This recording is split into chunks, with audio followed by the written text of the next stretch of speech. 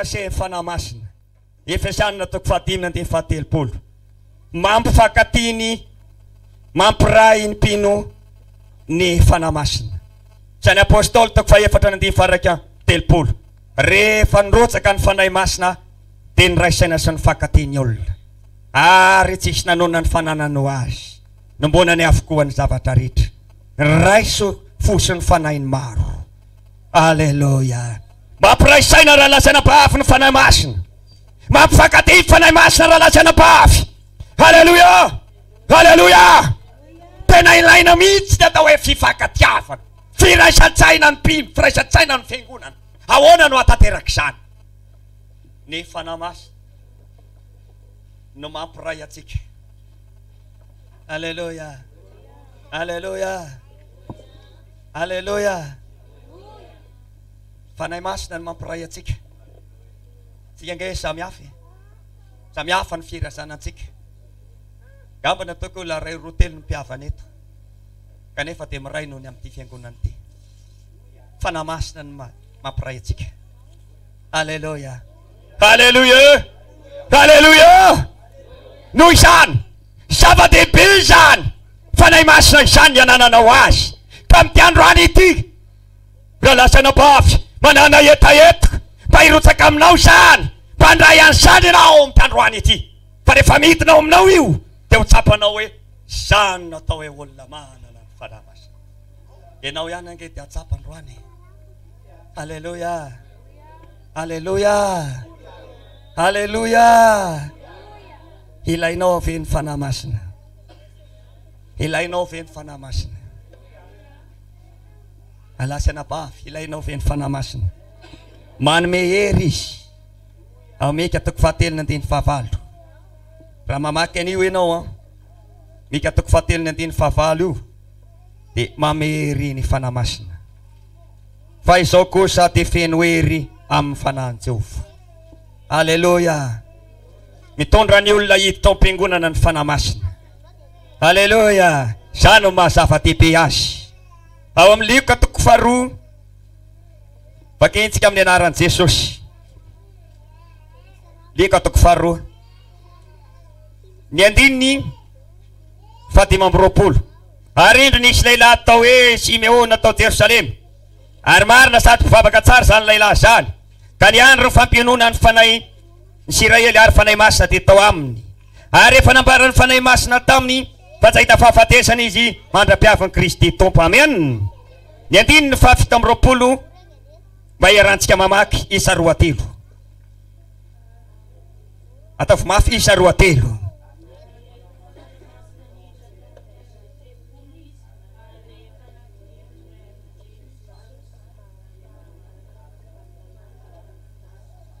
Alleluia. Inona hono nitondra azy nita tao amin'ny tempoly? Fanahy masina. Alleluia. Alleluia. Ao tsara ve nareo? Efa madiva ifarana manko tortehiniko te. Enoy tsara ao. Ary nentiny fanahy masina nita tao amin'ny tempoly izy.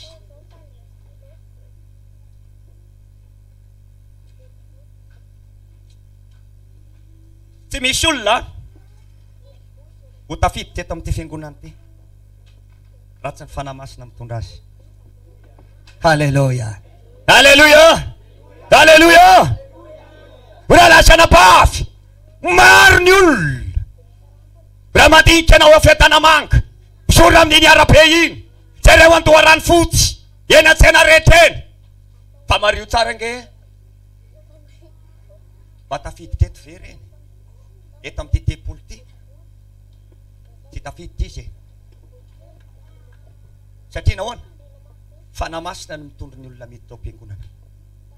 Alleluia. Alleluia. Alleluia. Tena tsapako izany raha lasana pafy. Nanomboka teo amin'ny fotoana izay namonjeny tompo ahy, dia tena tsapako izany. Fa nisy fotoana aho tena mbola tsy tao anatin'izany atao hoe fietry ny famonjen'Andriamanitra izany. Fa nisy fikasihan'Andriamanitra tamin'ny alalan'ny fanahy masina. Ary rehefa nikasika io fanahy masina io, nirotsaka tamiko ny fanahy masina. Dia izao noho izy. nasoto be anako am-piangonana. Ary teo nanomboka nandraisako lesona hoe ay ve zany Jesosy io tia fanamasiny tika i tena mameny olona fahazotoana mitondra ny olona ako am-piangonana. Halleluja, halleluja, halleluja. Sandalasana bavy no tena mahazava-dehibe ny ananantsika ny fanamasina, fa rehefa tena ao io de tadika io tsara fa io no mitondra anao hita anaty fiangonana. Halleluja, halleluja. Matoa ny olona anankiray tsy tafiditra amin'ny fiangonana intsony dikan'izany ialany fanamasina izy.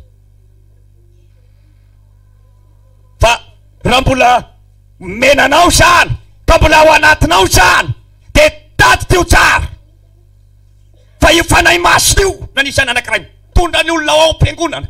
Ianao zao tonga eto androany, tonga eto ianao satria misy fanahy masina mitondra anao. Halleluja. Tsarovy ange ny toerana nisy anao taloha raha vitanao zany zany mety tam-piangonana. Fa manenina ankehitriny raha lasa anabavy nanjary lasa tena tiany mety tam-piangonana ianao satria ny antony menanao ny fanahy masina. Halleluja. Zava-dehibe ny fanahy masina. Ny maha zava-dehibe azy de zao noho izy tsy nataon'ny apôstôly zavatra tsinitsinina izany satria zava-dehibe eo aminy. Halleluja, halleluja. Noho izany jereo ary ity azan'ny apôstôly toko 9. Azan'ny apôstôly toko 9. Vakintsika amin'ny anaran'i Jesosy ny 14. Hitanao vakintsika ifatoanareo tsara de mijereva mihitsy baiboly zay manana baiboly. Zany apôstôly toko 9 ny 14. Ary noho ny reny apôstôly tany Jerusalema fa Samaria efa nandray ny tenin'Andriamanitra de naniraka ny Petera sy Jona izy akany aminy. Noho ny tafiditra tany izy roa lahy de nivavaka ho an'ny olona izy mba handraisany ny fanahy masina. Fa tsy mbola nilatsany izy na de ray akory aza fa natao batisa tamin'ny anaran'ny tompo ihany izy ireo. Ary nametra tanana taminy izy roa lahy ka de nandray ny fanahy masina ireo. Halleluja.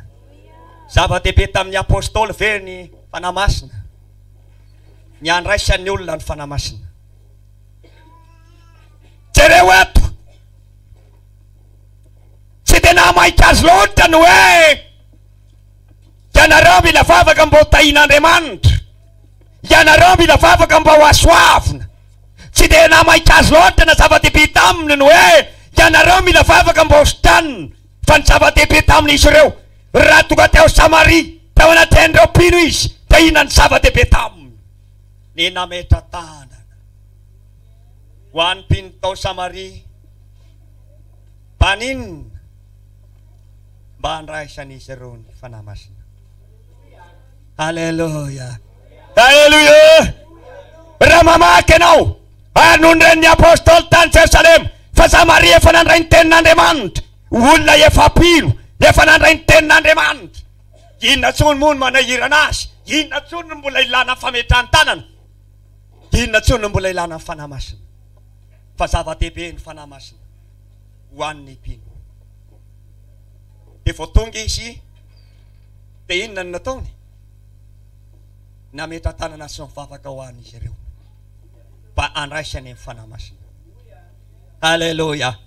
Satria mantsy hainy ny apôstôly tsara fa izany fanahy masina izany dia zavatra lehibe zay ny nahatonga azy tamin'ny andro Pentekosta de niraisany ao amin'ny toerana ray mba andraisany ny fanahy masina. Halleluja. Tsy niala tao Jerusalema mihitsy zareo tao izy mipetra. Ilaintsika raha lahy ny fanahy masina. Ny tompo efa namepetratsika fa mijanona eto. Tao tsika iraisanay de ny vavaka fahatonga ny andro Pentekosta mba hitena ny fanahy masina.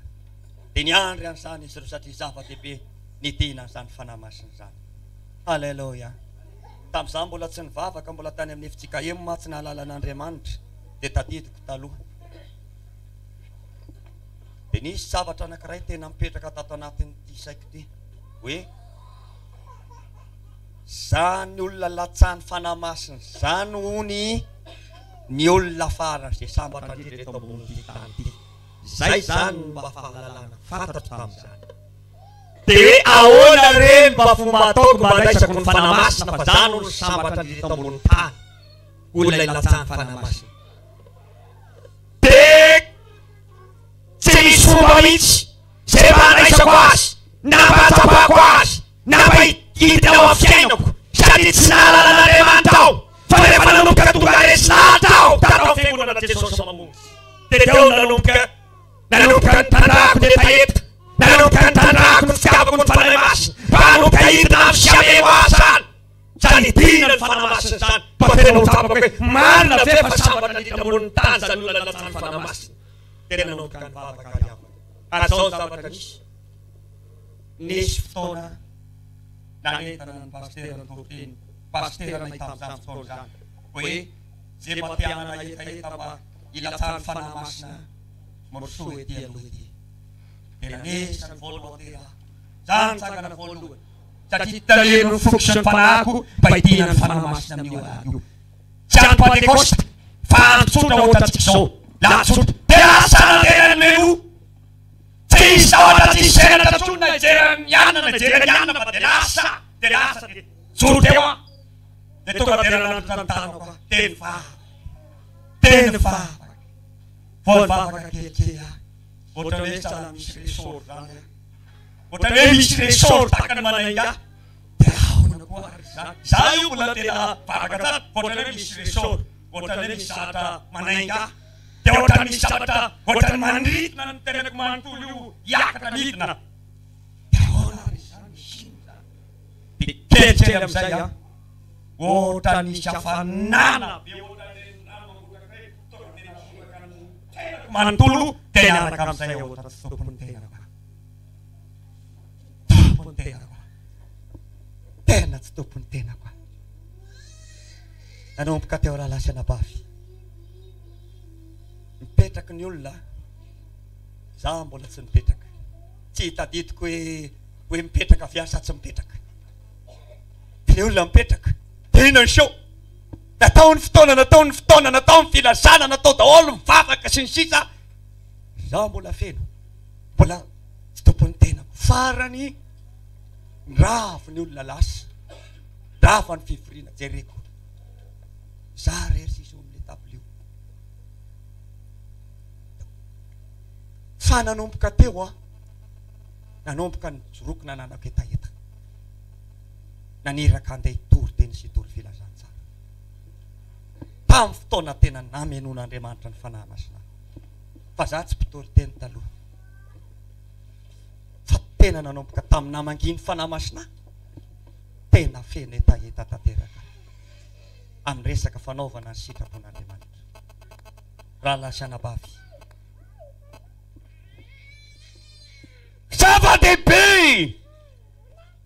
ny andraisan'ny olona tsy ny mpino fanahy masina zay ny nahatonga ny apôstôly Paoly rehefa niofaforana ilahy ka nahita pino izy dia natao zava-dehibe zany dia raha ominasana apôstôly izy tsy mameo dia tsy manao resaka faheno amin'ny